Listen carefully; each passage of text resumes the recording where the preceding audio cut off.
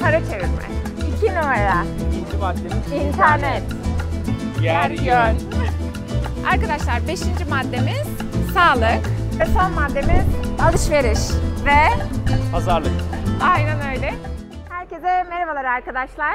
Küba 101'e hoş geldiniz. Küba 101 ne demek Duygu? Küba 101, Küba'yı kullanma kılavuzu.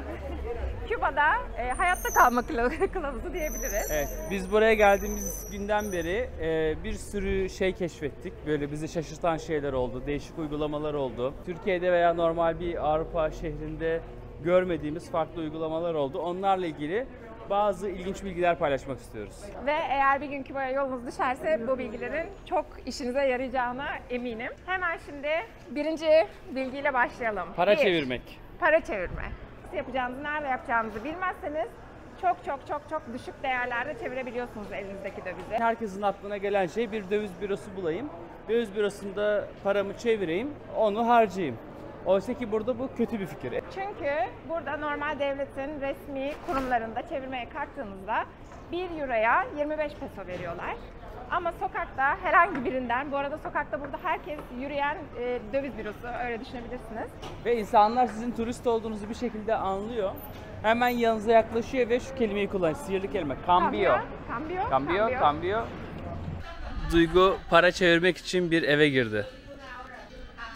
Yanlış duymadınız. Bir eve girdi, para çeviriyor şu anda. Arkadaşlar şimdi enteresan bir şey oluyor.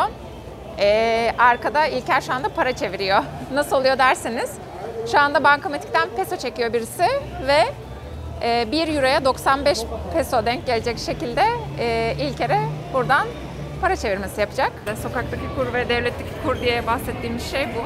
Bayağı şu an bankamatikten peso çekip euro karşılığı bize peso verecek 95'ten. Muhtemelen kendi aralarında 100'den 120'den daha yukarıdan hatta belki dönüyor. Başta biz tedirginlikle yaklaştık. Acaba dedik hani sahte para mı ya da böyle yanlış bir şey mi yapıyoruz? Ama sonra tur rehberleriyle de işte buradaki yerellerle de konuşunca yok çevirebilirsiniz sokaktan dediler. Dolayısıyla sokaktan çeviriyoruz. Neden? Yani 1 euroya 25 peso almak yerine 1 euroya yeri geliyor 90, 95, 100 peso alabiliyoruz. Hatta 100 verenler var. Bunun sebebi şu, devlet bir kur belirlemiş ama gerçekte o kur çalışmıyor şu an. Sokakta bambaşka bir kur var. Bir kısım insanlar ellerinde döviz biriktirmeye çalışıyorlar yurt dışına gitmek için. Bir kısım insanlar daha bilmiyorum ileride değerlendirmek için bunu biriktiriyorlar sanırım. Dolayısıyla sokakta 90'a 100'e çevirebiliyorsunuz 1 euroyu. Evet, yani iki farklı piyasa oluşmuş durumda. Bir resmi piyasa, devletin bankalarında, döviz bürolarında geçerli olan piyasa. Bir de sokaktaki piyasa.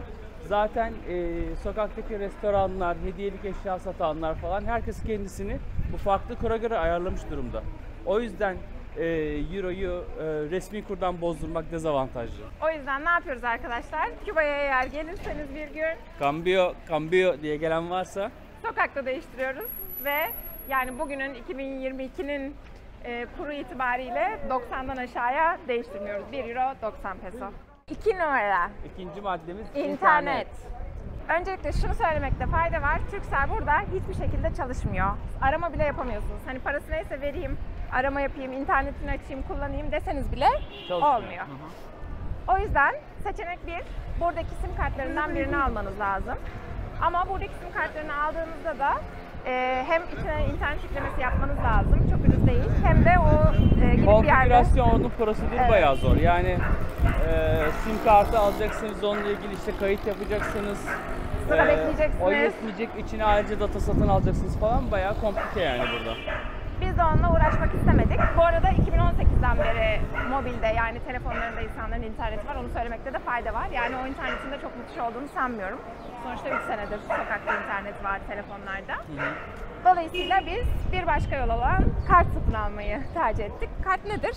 Kart nedir? Ben hemen bir yandan kart çıkartacağım. Böyle kazı kazan kartları gibi vardır ya. Kazı kazan kartlarından alıyorsunuz. Bir tane şifresi oluyor içerisinde kazıyınca. Şöyle bir şey. Şifresi görünüyordur ama siz bunu izlediğinizde bu çoktan bitmiş olacak. Bunu kullanamazsın. Böyle bir kart. Etexa'nın. Etexa diye bir firma var. Onun kulübeleri var farklı yerlerde. Gidip orada sıraya giriyorsunuz. İnternet satın alıyorsunuz. 1 saatlik internet 25 peso. Kişi başına 3 kart alabiliyorsunuz. Evet, bir kişiye 3 tane kart veriyorlar. Ve şimdi bu kartı aldığınız problem çözüldü mü? Hayır. Neden? Biraz daha sessiz bir yere gidince nedenini anlatacağım. Burada yine bir kuyruk var. Kola, İspanyolcası kuyruğun kola arkadaşlar. Sıra, Q yani İngilizce. Her yerde kola var burada. Şimdi, Nispeten sakin bir sokak bulduk. aynen. Kartı aldık. Bu sefer interneti olan bir yere ihtiyacımız var. Yani internet çeken bir yer bulmanız gerekiyor. Yani kablosuz internetin olduğu bir yer yine bulmanız gerekiyor. O kartla öyle bağlanamıyorsunuz tek başına. Burada çeşitli parklar var. Parklarda olabiliyor. Veya büyük otellerin böyle girişlerinde falan olabiliyor.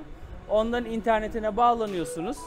Bu arada kaldığınız evlerde internet olsa bile Çok iyi çalışmayabiliyor. kartsız çalışmıyor zaten. Kartsız Yani çalışmıyor, mutlaka artı yavaş. bir kablosuz bağlantı noktası buluyorsunuz.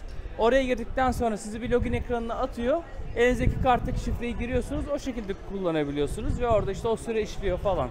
Geri sayıyor böyle 20 dakikam kaldı, 15 dakikam kaldı falan diye. Herkese kime ne yazacaksınız hızlı yazıp kapatmaya çalışıyorsunuz. Bu da biraz enteresan. Aslında gün boyu bir internet detoksu olmuş oluyor bizim için. Bence çok da kötü bir durum olmadı diye düşünüyorum. Aynen. İnternetsiz bayağı vakit geçirdik burada. Bir sabah giriyoruz, bir akşam giriyoruz biraz. Yetiyor. Bu arada 5 saatlik kartlar da var. 1 saat ya da 5 saat seçebiliyorsunuz. Kartınız yani bittiğinde kişi başı 3 tane veriyorlar ama gidip yenisini de tekrar alabiliyorsunuz. Özellikle tabii kaldığınız eve, otele falan da sormak gerekiyor. Yani internet var mı, emin misiniz, kesin var mı diye. Çünkü bazen var görünen yerlerde de yok çıkabiliyor. Bayağı zor internet durumu kısacası burada. Ama kartlarla hiç yoktan belli noktalarda bağlanabiliyorsunuz dünyaya. Evet. Ve arkadaşlar bu internet konusundaki sıkıntı ve yokluk durumu bizi 3. maddemiz olan İletişim. iletişim ve dil konusuna getiriyor. Şimdi biz buraya gelmeden önce Malaga videolarından takip ettiyseniz birazcık böyle bir İspanyolca öğrendik ve burada bizim bütün işimizi aslında gördü sayılır. Çok nadiren farklı çözümlere ihtiyaç duyduk. Ama hiç İspanyolca bilmiyorsanız bile birkaç tane kilit kelimeyi öğrenmenizde fayda var. Offline çalışan sözlük indirmenizde fayda var. Google Translate'i offline olarak seçtiğiniz dillerde indirebiliyorsunuz. Ben İngilizce, Türkçe ve İspanyolcayı indirdim buraya gelmeden önce. 3 arasında dönüşümünü kullanabiliyorum. Tamamen internete ihtiyaç duymadan offline olarak. Ama diyelim ki yanınızda telefonunuz da yok ya da şarjınız bitti ya da o sırada Translate açmaya üşeniyorsunuz. Birkaç ana kalıp cümleyi ve kelimeyi ezberlemekte fayda var. Birincisi bence en önemlilerinden biri cuenta cuesta. Ne kadar bu? Ne kadar diye sormak. Çünkü en kötü rakamları size yazarak gösterebilirler ne kadar diye sorduğunuzda. İkincisi donde está nokta nokta nokta. Şu nerede işte donde está iglesia, kilise nerede? Donde está Taksi. taksi, donde está hotel. Ne sormak istiyorsanız donde está kalıbıyla sorabilirsiniz. Necesito nokta nokta nokta, no necesito nokta nokta nokta. Yani bir şeye ihtiyacım var veya yok demek için. Necesito taksi dediğiniz zaman herkes sizin bir taksiye ihtiyacınız olduğunu anlar. Gracias tabii Gracias. ki. Teşekkür Yani ederim. teşekkür etmeyi bütün dillerde bilmekte fayda var. Nereye gidiyorsanız o dilde teşekkür etmeyi öğrenmek iyi oluyor. Gracias zaten oldukça kolay, aklınızda kalır. Buenos días, günaydın. Buenos tardes, İyi akşamlar, iyi günler, iyi iyi günler. akşamlar. Aynen. Ve bence son olarak en önemlilerinden biri de şu. Size en çok soracakları soru. ¿De qué país eres? De qué país? País'i duyunca país? País Türkiye'yi işte. çakacaksınız. Direkt Türkiye. Türkiye. País dediklerinde Türkiye. İstanbul'da Evet. İstanbul. Ve arkadaşlar internetsizlik bizi 4. maddemize götürüyor. Yer yön. Yer yön bulmak için de offline uygulamalardan telefonunuza indirmenizde çok fayda var. Yine Google Maps'in offline uygulamasını indirebilirsiniz. İşte hangi bölgeyi indirmek istiyorsanız seçiyorsunuz. Havanı ve çevresini örneğin. O şekilde indirip kullanabiliyorsunuz. Yaya olarak göstermiyor şu an için. Araç olarak gösteriyor yolu ama bir şekilde tabii ki zaten Evet. konumu çalıştırınca Görmek bulabiliyorsunuz. istedim. Bu arada bu aslında bu ipucu bütün ülkeler için geçerli. Bütün ülkelerde yurt dışında internete bağlanmak sıkıntı olabiliyor. Dolayısıyla offline haritaları indirip önceden internetiniz varken gitmek istediğiniz yerleri işaretlerseniz orada zaten GPS'ten konumunuzu alıp gösteriyor. Göz kararı da olsa mekanı bulabiliyorsunuz. Google haritalar dışında da en çok kullanılan offline harita uygulaması Maps.me, maps.me. Orada da gayet güzel çalışıyor. Hatta orada internete bağlanabileceğiniz noktaları da gösteriyor. Bu demin bahsettiğimiz kartla internete hangi noktalardan, hangi parklardan, hangi otellerden bağlanabileceğinizi gösteriyor. Bence o yüzden de faydalı. Önemli, tabii. Arkadaşlar 5. maddemiz sağlık. Sağlık. Sağlıkla ilgili, Küba ile ilgili en çok dünyada bilinen şey sağlık sisteminin ne kadar iyi olduğu, doktorların ne kadar iyi olduğu, ücretsiz olduğu hastanelerin gibi aslında çok iyi tarafı konunun. Evet, gerçekten de çok fazla doktoru var. Evet, eğitim sistemi de çok iyi olduğu için hani çok fazla doktor yetiştirebilmişler. Doktorları iyi ama imkanları kısıtlı. Aynen. Hastanelerde gerçekten ücretsiz tabii ki buranın halkı için sağlık hizmetleri. Ama eczaneleri görseniz eczanelerin durumu içler acısı. Raflar İçeride, bomboş. aynen. Böyle birkaç şişe işte bir kendi ürettikleri ilaçlar herhalde. Bazı kutular. Böyle geri kalan raflar boş. Bayağı ilaç konusunda sıkıntı var ambargodan dolayı. Biz buraya gelirken torba torba ilaç getirdik. Buradaki insanlara bırakmak için. Eğer sizin de yolunuz düşerse yanınızda böyle getirilebilecek yardım malzemeleri arasında en önemlisi antibiyotikler, ağrı kesiciler, vitaminler, bu tarz böyle hani evde vardır da kullanmıyorsunuzdur. Buraya getirmenizde fayda var.